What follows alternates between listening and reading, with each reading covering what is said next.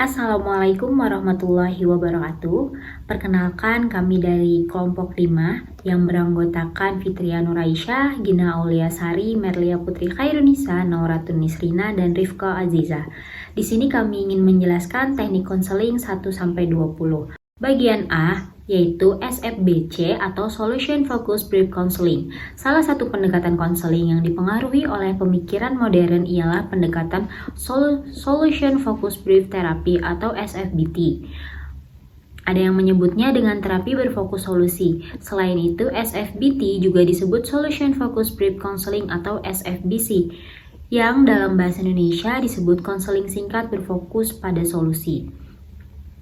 Dalam pendekatan konseling berfokus solusi ini, konseli dianggap sebagai individu yang memiliki kemampuan untuk mengatasi masalah mereka sendiri. Konselor hanya membantu mereka melalui serangkaian pertanyaan untuk menggali kekuatan mereka, sehingga pada akhirnya konseli dapat menemukan solusinya sendiri. Berikut ialah teknik-teknik terapi SFBC, yaitu yang pertama ada scaling. Penggunaan skala ini bermanfaat untuk mengidentifikasi tujuan yang ingin dicapai atau membantu klien menuju pencapaian tujuan tersebut. Klien dapat menggunakan tujuannya dengan melihat tanda-tanda perilaku khusus yang menunjukkan bahwa mereka telah mencapai nilai 10 dalam skala tersebut. Setelah klien menentukan di mana mereka berada dalam skala dan mencapai nilai yang sesuai dengan tujuan yang telah ditetapkan, konselor dapat mengajukan pertanyaan-pertanyaan untuk membantu menemukan langkah-langkah kecil yang bisa diambil oleh klien untuk mencapai nilai berikutnya dalam skala. Selanjutnya ada exceptions. Nah, teknik exception dapat diterapkan secara non-direktif, di mana seorang konselor profesional secara aktif mendengarkan ketika ada contoh yang menunjukkan perbaikan situasi, bahkan jika itu hanya sedikit atau bahkan jika tidak ada permasalahan yang terjadi sama sekali. Misalnya, klien mungkin mengatakan dia tidak pernah mendengarkan, satu-satunya yang sabar menghadapinya adalah neneknya. Keluhan atau deskripsi masalah ini dapat mengandung informasi tentang pengecualian yang mungkin tidak disadari atau belum dimanfaatkan. Selanjutnya ada teknik problem free talk. Pembicaraan bebas masalah digunakan secara disengaja di tahap awal proses konseling, kapanpun selama sesi atau berbagai layanan diberikan dan ketika seorang anggota keluarga baru diperkenalkan ke dalam konteks konseling. Biasanya, pembicaraan bebas masalah ini muncul dengan sendirinya di awal sesi pertama dan pada sesi-sesi berikutnya karena proses sosialisasi konselor profesional perlu berhati-hati dalam menginisialisasi percakapan semacam ini.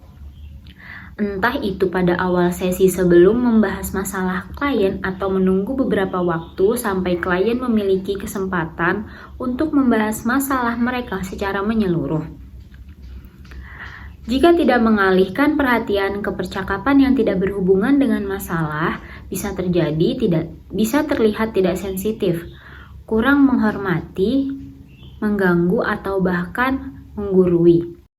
Yang keempat itu ada teknik miracle question. Pendekatan ini menekankan pada keberadaan sesuatu yang diinginkan, bukan ketiadaan sesuatu, yang pada gilirannya membantu menciptakan tujuan yang bersifat positif daripada negatif. Pertanyaan mukjizat menjadi lebih efektif jika konselor membiarkannya muncul secara alami dalam sesi konseling. Ketika menggunakan teknik ini, sangat penting bagi konselor untuk menghindari penyajian solusi atau menyelesaikan masalah atas nama klien. Konselor perlu bersikap sabar dan membantu klien memahami bagaimana mereka dapat mengatasi perbedaan antara pertanyaan mukjizat dan keyakinan bahwa perubahan yang sebenarnya dapat terjadi. Selanjutnya, yang kelima ialah ada teknik flagging the minefield. Teknik flagging the minefield biasanya diterapkan pada tahap akhir proses konseling, yaitu saat sesi konseling hampir selesai. Teknik ini Disebut fledging the minefield karena dalam teknik ini konselor dan klien bersama-sama mengidentifikasi situasi-situasi di masa depan, di mana klien dapat menerapkan apa yang telah dipelajari selama proses konseling untuk menghindari kemungkinan kemunduran. Serupa dengan pemasang ranjau yang menandai ranjau di medan perang agar bisa menghindari ledakan. Dengan cara ini, konselor membantu klien untuk mengaplikasikan pembelajaran yang telah diperoleh ke dalam kehidupan sehari-hari dan menghadapi tantangan di masa depan. Baiklah, pembahasan berikutnya mengenai Gestalt and psikodrama. Yang pertama, terapi Gestalt. Gestalt ini berasal dari bahasa Jerman, yang mana di dalam bahasa Inggris memiliki arti form, shape, configuration, and whole. Sedangkan dalam bahasa Indonesia sendiri artinya adalah bentuk, konfigurasi, hal, peristiwa, pola, totalitas, dan bentuk keseluruhan. Terapi Gestalt pertama kali dikembangkan oleh Frederick. Terapi ini didasari dengan 3 aliran, yaitu psikoanalisis, fenomenologis, dan eksistensialisme. Terapi Gestalt ini menekankan pada konsep apa dan bagaimana yang berasal dari pengalaman masa sekarang untuk menolong klien menerima adanya perbedaan dalam diri mereka. Pandangan terapi Gestalt terhadap manusia ini berakar dari filsafat eksistensial dan fenomenologi. Ada beberapa tujuan khusus dari terapi Gestalt, yaitu yang pertama, membangun kesadaran, integrasi, pematangan, tanggung jawab, otentisitas, pengaturan diri, dan perubahan perilaku. Dan yang kedua adalah terapi psikodrama. Psikodrama merupakan kegiatan pengajaran yang bertitik tolak pada permasalahan psikologi manusia atau hubungan antar manusia. Psikodrama ini dilakukan sebagai bentuk terapi yang digunakan untuk mengetahui peserta didik memperoleh insight atau pemahaman yang lebih baik pada dirinya sendiri, menemukan konsep diri, dan menyatakan reaksi terhadap tekanan yang dialaminya. Psikodrama ini dikembangkan oleh J.L. Moreno, yang mana terapi ini adalah terapi yang mengungkapkan permasalahan yang ada di dalam batin klien. Tujuan dari psikodrama adalah membantu dalam pelepasan perasaan, menyediakan pengertian mendalam, dan membantu mengembangkan perilaku baru yang lebih efektif. Ada 3 teknik konseling dalam terapi Gestalt dan psikodrama. Yang pertama, teknik kursi kosong atau empty chair. Teknik kursi kosong ini adalah salah satu pendekatan atau salah satu teknik Gestalt yang dikembangkan oleh Frederick. Yang mana teknik ini adalah teknik yang bermain peran pada dirinya sendiri dan pada orang lain, atau aspek lain yang dibayangkan duduk di kursi kosong tersebut. Tujuan dari teknik kursi kosong ini adalah pertama, mengungkapkan perasaan yang terpendam, memperlancar komunikasi, membantu klien mencapai kesadaran yang penuh, dan menginternalisasi konflik yang ada pada dirinya. Teknik kursi kosong digunakan untuk mengatasi beberapa hal atau beberapa permasalahan yang ada pada diri individu, yaitu yang pertama, adanya urusan-urusan yang belum selesai. Yang kedua, penggunaan introspeksi berlebihan dalam diri, yaitu menerima begitu saja apa yang dikatakan orang lain. Nah, ada beberapa langkah yang perlu dilakukan dalam terapi kursi kosong ini, yaitu yang pertama, konselor menjelaskan mengapa teknik ini yang digunakan sebagai upaya penyembuhan dari segala permasalahan yang dimiliki oleh klien. Yang kedua, konselor bekerja sama dengan klien untuk memperdalam pengalaman yang pernah dilalui klien. Dan yang ketiga, konselor tidak boleh menghakimi apa yang diekspresikan oleh klien dan mendorong klien untuk menggunakan ekspresi yang dilebih-lebihkan. Dan yang keempat, konselor bertugas mendorong klien untuk mengekspresikan argumen dengan membangkitkan respon emosional. Yang kelima, berfokus membuat klien akan setuju dengan sebuah rencana atau tindakan yang akan dilakukan berikutnya. Yang kedua, ada teknik body movement and exaggeration. Body movement atau olah gerak merupakan salah satu terapi yang mengajak tubuh untuk mengekspresikan emosi yang dimiliki oleh individu dan menuangkannya dengan suatu gerakan tubuh. Body movement and exaggeration adalah terapi yang lahir dari pendekatan Gestalt. Teknik ini digunakan untuk memberikan kesadaran kepada klien akan isyarat-isyarat verbal dan nonverbal yang dikirimkan kepada orang lain. Adapun langkah-langkah yang dilakukan dalam teknik body movement and exaggeration ini sendiri ialah yang pertama, menanyakan kepada klien apakah sebelumnya pernah mengunjungi konselor lain. Yang kedua, memastikan tidak ada paksaan klien dalam melakukan konseling.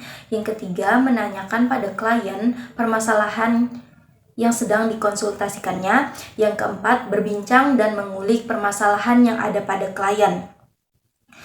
Yang terakhir ada teknik role reversal. Role reversal sendiri atau bisa disebut teknik membalik peran merupakan teknik khusus yang dilakukan dalam konseling. Teknik ini berasal dari pendekatan Gestalt and psikodrama. Teknik ini digunakan oleh konselor saat meyakini masalah kliennya adalah adanya kebalikan perasaan tertentu yang mendasarinya, dan klien berperilaku terputus. Dengan memainkan peran orang lain, klien mampu melihat dirinya, situasi, dan perspektif yang berbeda dalam menghadapi permasalahan yang sedang dialaminya. Mungkin itu saja teknik yang ada pada terapi Gestalt and psikodrama. Untuk terapi berikutnya akan dijelaskan oleh rekan saya. Baik, pendekatan selanjutnya yaitu adalah humanistik fenomenologis. Pendekatan humanistik fenomenologis ini menyatakan jika semua orang memiliki kebebasan dan tanggung jawab dalam tumbuh dan berkembang. Dalam pendekatan humanistik fenomenologis ini juga menyatakan bahwa manusia mempunyai kemampuan dari lahir untuk pertumbuhan diri dan aktualisasi diri. Selain itu, pendekatan ini juga saling terkait dengan berfokus pada kejadian yang sedang terjadi maupun yang akan datang, bukan kejadian yang ada di masa lalu. Jadi, inti utama dari pendekatan humanistik ini adalah hubungan antara klien dan konselor dan aliansi terapeutik. Jadi, ada 3 pokok karakteristik konselor yang diperlukan untuk membangun hubungan bebas kecemasan yang tidak menghakimi klien, yang bertujuan untuk menyelesaikan masalah dan klien bisa memahami dirinya secara penuh, yaitu empati, ketulusan, dan anggapan positif tanpa syarat. Di dalam pendekatan humanistik fenomenologis ini ada 4 teknik. Yang pertama self-disclosure, yang kedua confrontation, yang ketiga motivational interviewing, dan yang terakhir strength bombardment. Yang pertama, teknik self-disclosure. Teknik ini biasa disebut juga pengungkapan diri. Nah, untuk teknik ini telah diterapkan secara kontroversial dalam konseling sejak zaman Freud, dan hanya sedikit penelitian yang mengenai penerapannya. Selanjutnya ada cara implementasi teknik self-disclosure. Nah, untuk cara implementasi ini ada 2 metode. Metode yang pertama itu adalah melibatkan segala aspek pengalaman pribadi dengan klien yang bertujuan untuk memberikan kesan ketulusan yang nyata. Untuk tujuan pokoknya ialah meningkatkan hubungan kolaboratif antara konselor dan konseli. Metode kedua adalah melibatkan penyampaian perasaan-perasaan tulus yang nyata dari konselor pada sesi konseling, seperti rasa bangga, sedih, atau keterbukaan. Nah, untuk hal ini tadi bisa membantu klien secara subjektif melihat pengalamannya dan juga bisa menangkap persepsi dari klien sendiri. Jadi, konselor akan menyampaikan dan membandingkan pemahaman dan perspektifnya dengan klien, membantu konselor dan klien untuk wawasan terhadap proses dan topik konseling. Saat menggunakan salah satu dari metode ini, penting untuk konselor klien sudah memiliki hubungan yang solid. Konsultasi yang terbuka, jujur, profesional, dan dapat dipercaya bisa membantu konselor untuk memutuskan memilih untuk menggunakan metode pengungkapan diri dengan tepat dan efektif. Teknik yang kedua yaitu teknik confrontation. Nah, untuk asal-muasal teknik confrontation ini mulanya digunakan secara paling menonjol pada terapi Gestalt. Namun, teknik ini juga muncul di pendekatan lain. Untuk cara implementasinya terdapat 4 langkah. Yang pertama, mendengarkan dengan tujuan untuk mendapatkan diskrepansi. Diskrepansi itu maksudnya ketidakcocokan atau ketidaksesuaian. Yang kedua, merangkum dan mengklarifikasi. Ketiga, mengonfrontasikan secara empatik. Dan keempat, melakukan pengamatan dan evaluasi. Nah, dalam melakukan keempat langkah tadi, konselor profesional diharapkan menggunakan keahliannya atau micro skills untuk memahami pikiran, perasaan, dan perilaku klien, termasuk aktif mendengarkan, memperafrasakan, refleksi perasaan, dan menyimpulkan. Teknik yang ketiga yaitu motivational interviewing. Nah, untuk asal-muasal teknik ini pertama kali muncul pada tahun 1983 saat William Miller menciptakan metode singkat untuk membantu individu yang kecanduan alkohol. Motivational interviewing atau MI ini adalah sebuah pendekatan yang membantu orang untuk menemukan semangat dalam diri mereka sendiri untuk membuat perubahan positif dalam hidup mereka, terutama dalam konseling. Untuk cara implementasi teknik ini ada 4 prinsip umum. Yang pertama, mengekspresikan simpati. Yang kedua, mengemban perbedaan. Yang ketiga, menerima resistensi. Dan yang terakhir, mendukung keyakinan diri klien. Untuk teknik yang terakhir adalah teknik strength bombardment. Asal muasal teknik ini berasal dari ide bahwa suasana hati, cara kita melihat diri kita sendiri, dan gambaran diri kita bisa menjadi lebih positif jika kita menerima dukungan positif dari orang lain. Teknik strength bombardment ini adalah cara berkomunikasi yang dapat membantu seseorang merasa lebih baik tentang diri mereka. Untuk cara implementasinya, teknik ini bisa dipakai pada 2 situasi konseling, yaitu konseling individual dan kelompok kecil. Untuk penerapan strength bombardment pada seorang klien, langkah pertama adalah meminta klien untuk mengingat momen atau situasi di mana klien menghadapi tantangan atau masalah serupa, tetapi berhasil atau setidaknya sebagian berhasil mengatasi situasi tersebut. Setelah itu, fokuskan perhatian pada klien dan bantu klien mengidentifikasi serta membuat daftar kekuatan dan karakteristik kesuksesan yang telah ditunjukkan selama peristiwa-peristiwa tersebut. Saat penerapan dalam sesi konseling dalam kelompok kecil, teknik strength bombardment ini biasanya mengarahkan perhatian pada setiap anggota kelompok secara individu. Selanjutnya ada Adlerian atau psikodinamika. Konseling Adlerian ini dikembangkan oleh Alfred Adler dan juga pengikut-pengikutnya, berakar dari pada teori psikologi individual. Awalnya Adler itu adalah murid dari Freud, namun kemudian memisahkan diri bersama dengan Carl Jung, murid Freud lainnya, karena perbedaan pandangan terutama mengenai konsep-konsep teoritis dari Freud, terutama seputar seksualitas dan juga faktor-faktor biologis atau genetik. Jung sendiri mengembangkan teori psikologi yang agak berbeda dan juga dia memberinya sebagai psikologi analitik. Adler itu lebih menitikberatkan pada aspek sosial, politik, dan juga masyarakat umum. Adler menekankan pada kesatuan yang utuh. Pandangan ini menggarisbawahi bahwa tujuan yang ingin dicapai oleh seseorang itu lebih penting daripada usul-usul atau juga latar belakang dari mereka. Yang itu setiap individu itu mengembangkan gaya hidup unik untuk mencapai tujuan mereka. Gaya hidup tersebut itu juga mencerminkan tujuan ingin dicapai. Dengan kata lain, Adler itu percaya bahwa apa yang terjadi pada diri kita adalah hasil dari tindakan kita sendiri dan juga bukan hanya dampak dari pengalaman masa kanak-kanak. Yang pertama ada iMessage. Nah, jadi dalam konteks teknik pendekatan Adlerian dan psikodinamika ini, salah satunya adalah teknik menggunakan pesan aku atau disebut dengan pertanyaan aku. Teknik ini mengharuskan klien untuk bertanggung jawab atas perasaan, perilaku, dan juga sikap mereka tanpa menyalahkan orang lain. Seseorang itu bisa dimotivasi untuk mengganti kata ganti orang dalam situasi di mana mereka yang menghindari bertanggung jawab atas tindakan atau juga perasaan mereka. Sebagai contoh, jika seseorang itu mengatakan itu tidak akan terjadi lagi, mereka dapat diminta mengubah pertanyaan tersebut menjadi saya tidak akan membiarkan hal itu terjadi lagi. Nah, pesan ini seharusnya bersifat spesifik dan juga berfokus pada perilaku daripada kepribadian dan juga dapat dimiliki konsekuensi atau penafsirannya. Pesan aku itu juga sering digunakan dalam situasi seperti dalam parenting dan juga konseling pasangan dengan hasil yang baik.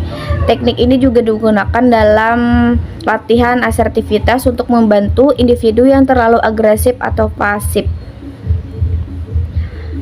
Remer meneliti respon terhadap pesan aku itu dalam berbagai situasi dan juga menemukan bahwa respon terhadap pesan aku yang mencakup perilaku, perasaan, dan juga konsekuensi. Partisipan cenderung lebih bersedia untuk mengubah perilaku mereka dan juga lebih terbuka terhadap negosiasi. Yang kedua ada acting as if. Teknik bertindak seakan-akan atau acting as if merupakan sebuah pendekatan yang berasal dari Adrelian dan juga tujuannya adalah untuk meningkatkan minat sosial dan juga perasaan kemasyarakatan klien. Pendekatan ini diukur berdasarkan 4 kriteria sebagai berikut. Yang pertama ada berkurangnya gejala, yang kedua meningkatkan fungsi, yang ketiga peningkatan selera humor klien, dan yang terakhir ada perubahan dalam perspektif klien. Bertindak seakan-akan membantu klien untuk mengubah tidak hanya perspektif mereka, tetapi juga perilaku mereka. Ini menghasilkan peningkatan fungsi dan juga bagi klien itu tidak hanya cukup melihat segalanya secara berbeda, tetapi mereka juga harus bertindak secara berbeda. Teknik bertindak seakan-akan ini seolah-olah mereka memiliki keterampilan dalam menangani situasi secara efektif. Pada tahap ini, konselor itu menginstruksikan klien untuk berpura-pura bahwa mereka itu mampu melakukan apapun yang diharapkan dari mereka. Beberapa konselor profesional menggunakan teknik ini dengan proses tanya jawab reflektif, di mana konselor itu mengajukan pertanyaan kepada klien untuk membantu mereka memikirkan tentang apa yang perlu diubah. Adaptasi ini melibatkan 3 tahap yang mendorong klien untuk merenungkan tindakan, perasaan, dan juga pemikiran mereka. Yang pertama, konselor itu profesional menggunakan pertanyaan reflektif untuk membantu klien memahami perubahan dalam tindakan mereka. Bersama-sama, klien dan konselor merancang perilaku yang konsisten dengan tujuan klien. Klien memilih perilaku yang paling mudah cobakan dalam kehidupan nyata. Yang ketiga ada spitting in the soup. Menurut Ansbacher pada tahun 1956, spitting in the soup adalah sebuah pendekatan paradoks Adlerian yang bertujuan mengurangi gejala konseling dengan mengidentifikasi tujuan mendasar mereka terlebih dahulu dan kemudian membantu mereka fokus pada tujuan tersebut. Adler percaya bahwa dengan menetapkan tujuan ini, konseli akan lebih sadar jika mereka mempertahankan gejala perilaku mereka meskipun mungkin tidak menyadari manfaatnya. Pengetahuan tentang tujuan konseli itu dapat membuat gejala perilaku menjadi kurang menarik meskipun gejala perilaku mereka itu mungkin tampak menguntungkan dalam beberapa cara. Konseli cenderung akan terus melanjutkannya. Menurut Rasmussen dan Draper, pemahaman bentuk penentuan tujuan adalah keinginan konselor untuk merasa lebih baik, memungkinkan konselor untuk bekerja sama dengan mereka untuk mencari cara yang lebih baik lagi dalam mencapai tujuan yang diinginkan. Yang keempat ada mutual storytelling. Nah, mutual storytelling ini adalah pendekatan dalam konseling di mana klien dan konselor itu berbagi cerita, memungkinkan klien juga untuk bercerita bukan hanya mendengarkan konselor. Bradley T.F. Erfurt mencatat bahwa cerita ini mencerminkan kehidupan sehari-hari yang mencakup norma budaya, etika, dan juga aturan maupun teknik ini dapat sangat membantu dalam proses konseling.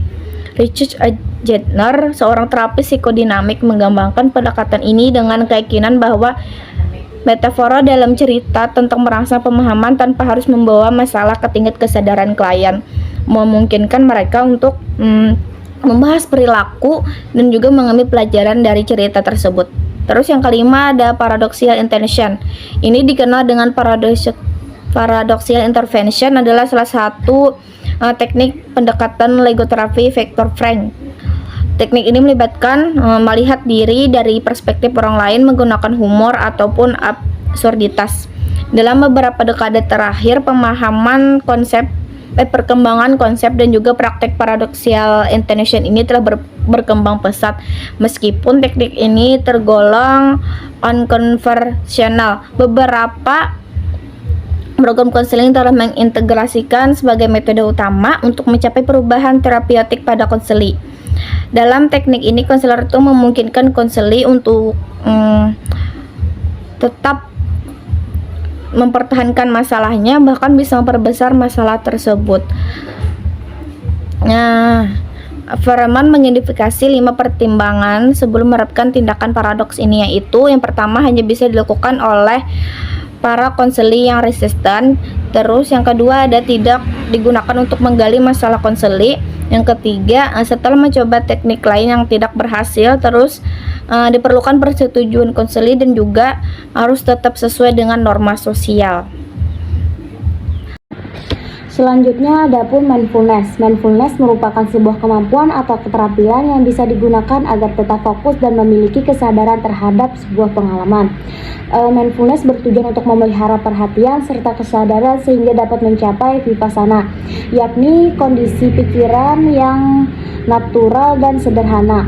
Konsep yang ada pada mindfulness yakni berasal dari ajaran Buddha. Vipassana juga bisa diartikan dengan individu dapat menerima semua pengalaman negatif yang telah dilaluinya secara lapang hati tanpa adanya upaya menyalahkan diri sendiri maupun orang lain.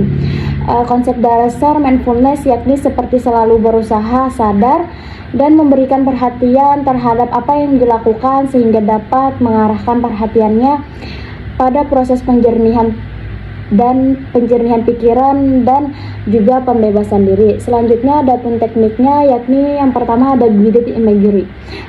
Ini merupakan metode relaksasi untuk menghayalkan tempat dan kejadian berhubungan dengan rasa relaksasi yang menyenangkan. Dari hayalan memungkinkan klien memasuki keadaan atau pengalaman relaksasi. Guided imagery merupakan imajinasi seseorang dalam suatu yang dirancang secara khusus untuk mencapai efek positif tertentu. Selanjutnya ada teknik relaksasi nafas dalam atau deep breathing. Ini merupakan suatu teknik olah nafas yang bertujuan untuk meningkatkan ventilasi alveoli, memelihara pertukaran gas, mencegah atelektasi paru, meningkatkan efisiensi batuk, mengurangi stres, baik stres fisik maupun emosional. Ini menurunkan intensitas nyeri dan menurunkan kecemasan. Ketika muncul rasa tidak nyaman, stres fisik dan emosi yang disebabkan oleh kecemasan, teknik relaksasi napas dalam atau deep breathing adalah salah satu cara membuat timbulnya kontrol diri pada individu yang melakukannya.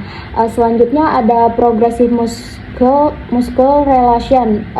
Ini merupakan relaksasi otot progresif. Ini adalah teknik relaksasi otot dalam yang tidak memerlukan imajinasi, ketekunan, atau sugesti. Teknik relaksasi ini digunakan secara sistematis dan mendalam dengan tegang dan santai otot secara berulang-ulang yang dikombinasikan dengan latihan pernafasan. Progressive muscle relaxation atau PMR telah direkomendasikan untuk mengurangi rasa nyeri dengan komponen utama yaitu relaksasi otot agar sistem parasimpatis akan mendominasi selama dan setelah pelaksanaan PMR. Dengan hal ini akan menurunkan denyut jantung dan laju pernafasan serta tekanan darah. Mungkin ini aja pemaparan dari kelompok kami. Assalamualaikum warahmatullahi wabarakatuh.